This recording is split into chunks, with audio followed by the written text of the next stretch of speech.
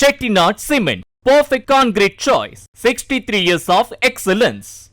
கரூர் மாவட்டத்தில் காவிரி கரையோரம் உள்ள நெரூர் கிராம பகுதியில் பட்டப்பகலில் சட்டவிரோதமாக பொக்லைன் இயந்திரங்கள் மூலம் ஆற்று மணலை அள்ளி செல்லும் வீடியோ வெளியாகியுள்ளது. மேலும் விவரங்களோடு இணைகிறார் செய்தியாளர் கதிரவன். வணக்கம் கதிரவன், விவரங்கள். வணக்கம் சுபா. தமிழகத்தில் சட்டவிரோதமாக பல்வேறு இடங்களில் ஆறு ஏரிகளில் மண் கிராவல் மண் திருட்டு நடைபெற்று வருகிறது.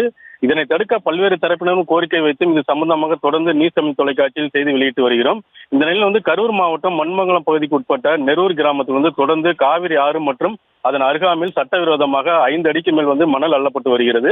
இது தொடர்பாக காவிரி மற்றும் நீர்வள ஆதார பாதுகாப்பு சங்கம் சார்பில் அனைத்து துறைகளிலும் புகார் அளித்தும் எவ்வித நடவடிக்கை எடுக்கப்படாமல் சட்டவிரோதமாக மணல் திருட்டு நடைபெற்று வருகிறது.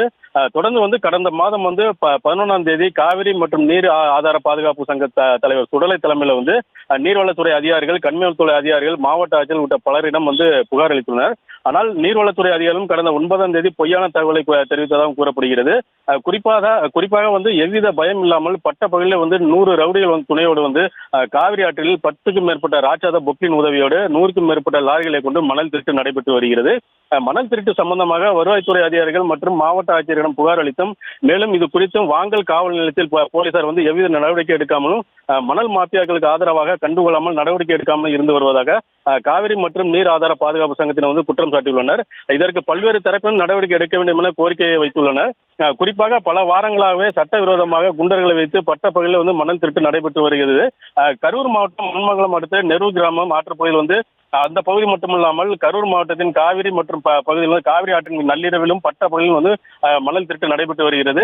இது சம்பந்தமாக அதிகாரிகளும் சமூக மற்றும் கரூர் மாவட்டம் நெரூர் ஆற்றுப்பகுதி சென்றால் ஆற்றில் ரவுடிகள் ஆயுதங்களுடன் கொலை மிரட்டல் விடுப்பதால் உயிருக்கு பயந்து யாரும் மணல் திருட்டை கண்டுகொள்ளாமல் இருந்து வருகின்றனர் என்றும் குற்றம் சாட்டப்படுகிறது.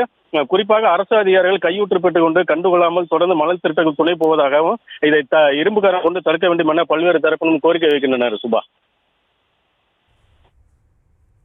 விவரங்களுக்கு நன்றி கதிரவன். Chettinad Cement, perfect concrete choice. 63 years of excellence.